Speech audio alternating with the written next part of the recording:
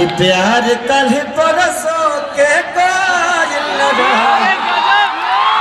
भुला गइल वैसे जैसे भाइल रहे।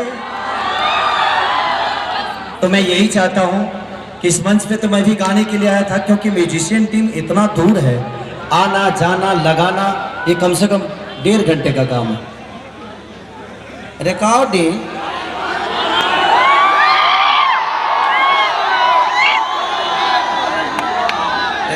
चाहिए, हर बड़ा मिस्त्री तू गाना सुनबो। रिकॉर्डिंग में का खाली म्यूजिक रहला, गाना ना रहला रे। साफ पागले करे पर लागल बड़ा। अच्छा ठीक है, म्यूजिशियन को आप वहीं भेज दीजिए, यहाँ मत बुलाइए।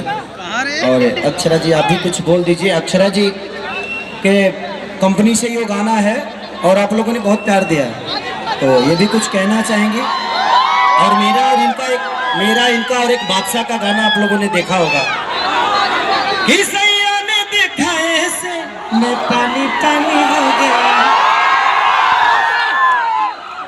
और बहुत सारे गाने अभी हम लोगों ने किया है कि तेरे ड्रीम में मेरी एंट्री, मेरे ड्रीम में तेरी एंट्री, जी भर के करे रोमांस जब सोएगी सारी कंट्री। तो लगातार इनके साथ मेरा गाना एक मेरे चैनल से भी गाना एक सेट सॉन्ग हमने किया है, तो कुछ बताएंगे ये आप सबको? सबके हूँ के हाथ जोड़ के प्रणाम करतानी।